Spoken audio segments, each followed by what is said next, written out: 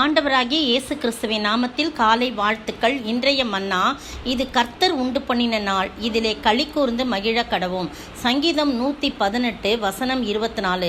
ஒவ்வொரு நாளும் எதையெல்லாம் பற்றி பார்த்து நாம் களி கூற வேண்டும் என்று சொல்லி தியானித்து வருகிறோம். இன்றைய நாளிலே இது கர்த்தர் உண்டு பண்ணின நாள், இதிலே களி கூர்ந்து மகிழ கடவோம். என்றைக்கு இந்த வசனம் படித்தாலும் இது கர்த்தர் உண்டு பண்ணின நாள், இன்றைக்கு தான் கர்த்தர் உண்டு பண்ணின நாள், இன்றே அனுக்கிரக காலம், இன்றே ரட்சணை நாள் சொல்கிறோம் இல்லையா? அதுபோல் இதுதான் கர்த்தர் உண்டு பண்ணின நாள்னு என்னைக்கு படித்தாலும் இதை சொல்கிறதுக்கு ஆண்டவர் கிருபை செஞ்சிருக்கு. அதனால் மகிழ்ந்து களி கூற வேண்டுமா?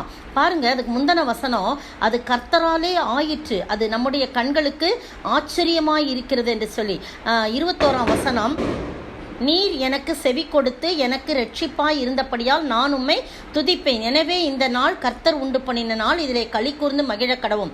25ஆம் வசனம், கர்த்தாவே ரட்சியும், கர்த்தாவே காரியத்தை வாய்க்க பண்ணும். அப்போ இந்த நாள் கர்த்தர் உண்டு பண்ணின நாள்னா அது ரட்சிப்பின் நாள், நான் ரட்சிக்கப்பட்ட நாள், நான் என்னை ரட்சித்த ஆண்டவரை துதித்து ஸ்தோத்தரித்து நான் புகழ்வேன் என்று சொல்லி அதில் தான் மகிழ்ந்து நான் களி கூறுவேன் என்று சொல்லி சொல்லப்பட்டிருக்கிறது. சங்கீதக்காரன் இவ்விதமாய் 118ஆம் சங்கீதத்தில் சொல்றார். எனவே நீங்களும் நானும், நீரே என் தேவன், நான் உம்மை துதிப்பேன், நீர் என் தேவன், நான் உம்மை உயர்த்துவேன்னு 28ஆம் வசனத்துல சொல்லி இருக்குது. கர்த்தரை துதிங்கள், அவர் நல்லவர், அவர் கிருபை என்றும் உள்ளது என்று சொல்லி அடுத்த வசனம், கடைசி வசனம் அப்படியாய் முடிகிறது. துவங்கும் போதும் கர்த்தரை துதிங்கள், அவர் நல்லவர், அவர் கிருபை என்றும் உள்ளது என்று தொடங்கின சங்கீதக்காரன் கடைசியிலே 29ஆம் வசனத்துல கர்த்தரை துதிங்கள், அவர் நல்லவர், அவர் கிருபை என்றும் உள்ளது என்று முடிக்கிறாரு. நிறைய தடவை அவர் கிருபை என்றும் உள்ளதுன்னு இதுல வருது, 2-3 இடத்துல வரதை நம்ம பார்க்குறோம். ஏன்னா இது கர்த்தர் உண்டு பண்ணின நாள், இதில் மகிழ்ந்து களி கூற கடவும். இது சொல்லிக்கிட்டு இருக்கும்போதே எனக்கு திடீர்னு சகையை பற்றி ஞாபகம் வந்துச்சு. லூக்கா எழுதின சுவிசேஷத்தில் நம்ம பார்க்குறோம் இல்லையா? அப்படி சகை ஆயக்காரன் என்ன பண்ணுறான், இயேசு எப்படிப்பட்டவரோ என்று பார்க்க வகை தேடினான்.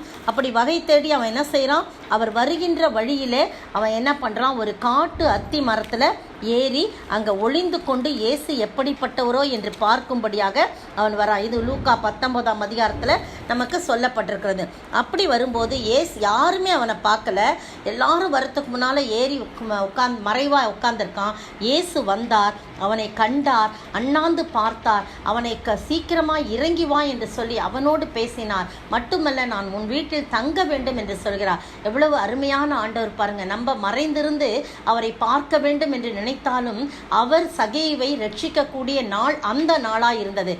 அவனோடு போகிறார், இயேசு அவரோடு போகிறான்னு எல்லாரும் முறுமுறுக்கிறாங்க. இவன் பாவியான மனுஷனாச்சு, இவனோட இயேசு போகிறான்னு சொன்ன அதை கேட்ட சகேயு உடனே அந்த இடத்துல நின்று, ஆண்டவரே நான் பாவிதான் ஆண்டவரே, நான் எல்லாரிடத்திலும் அநியாயமாக வாங்கினது உண்டானால் நாளத்தனையாக நான் திருப்பி கொடுத்துறேன், என் ஆஸ்தியை நான் பாதிக்கு ஏழைக்கு கொடுத்துறேன் அப்படின்னு கன்ஃபஸ் பண்ணி அந்த இடத்துல நின்று அறிக்கை செய்கிறான். ஏன்னா ஏசப்பாவுக்கு எந்த களங்கமும் என்னால் வந்துடக்கூடாது, என்னை அழைத்தாரே, என்னை பெயர் சொல்லி அழைத்தாரே, அவ்வளோ பேர் இருக்கும்போது என் வீட்டில் தங்குறேன்னாரே அப்படின்னு சொல்லிட்டு மகிழ்ந்து களி கூர்ந்து அதற்கு முன்னதாக அவன் என்ன செய்கிறான், பாவ அறிக்கை செய்து தன் வீட்டுக்கு அழைத்து போகிறான்.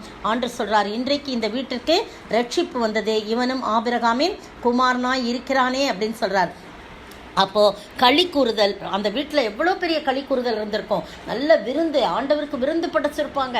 இன்னைக்கு என்ன எல்லாரும் மத்தியிலையும் எனக்கு ரட்சிப்பை கொடுத்தாரேன்னு சொல்லி அவன் சங்கீதக்காரனாகிய தாவீதை போல் அவன் சொல்கிறான், இது கர்த்தர் உண்டு பண்ணின நாள், இதில் மகிழ்ந்து களி கூர்ந்து மகிழ கடவும் என்று சொல்கிறான். நீங்களும் நானும் ஒவ்வொரு நாளும் ஆண்டவர் படைத்த நாளிலே நாம் என்ன செய்யணும், ஆண்டவரிடத்திலே நாம் சார்ந்து, ஆண்டவரை சார்ந்து அவரிடத்திலே மகிழ்ந்து களி கூர்ந்து இது கர்த்தர் உண்டு பண்ணின நாள் என்று சொல்லி அல்லேலூயா கீதம் பாட ஆண்டவர் தாமே கிருபை செய்வாராக. ஆமென். இந்த நாள் இன்ப இன்ப இன்ப நாள், எங்கள் இயேசு ராஜன் வானில் தோன்றும் நாள். அல்லேலூயா அல்லேலூயா அல்லேலூயா அல்லேலூயா அல்லேலூயா அல்லேலூயா. சோத்தரிக்கிற ஆண்டவரே, துதிக்கிற ராஜா, இந்த நாள் கர்த்தர் உண்டு பண்ணின நாள் ஆண்டவரே, இன்ப இன்ப இன்ப நாள் ஆண்டவரே, நாங்கள் களி கூர்ந்து மகிழும் நாள் ஆண்டவரே. இந்த நாளை நீர் ஆசீர்வதித்து, இந்த நாள் என்றைக்கு நாங்கள் இந்த வசனம் வாசித்தாலும் எந்த நாளும் எங்களுக்கு நாங்கள் களி கூறும் நாளாக இருக்க நீர் உதவி செய்ய வேண்டும் என்று கர்த்தரும் மீட்பெரும் ராஜாவாகிய இயேசு கிறிஸ்துவின் விலையேற பெற்ற நாமத்தில் ஜெபிக்கிறேன் பிதாவே, ஆமென். நேற்றைய பதில், நல் மனசாட்சியை சிலர் தள்ளிவிட்டு விசுவாசமாகிய கப்பலை சேதப்படுத்தினார்கள். 1 தீமோத்தேயு 1ஆம் அதிகாரம் வசனம் 19. இன்றைய கேள்வி, ஸ்திரீயானவள் எப்படிப்பட்டவளாய் இருந்து எதை கற்றுக்கொள்ள கடவள்?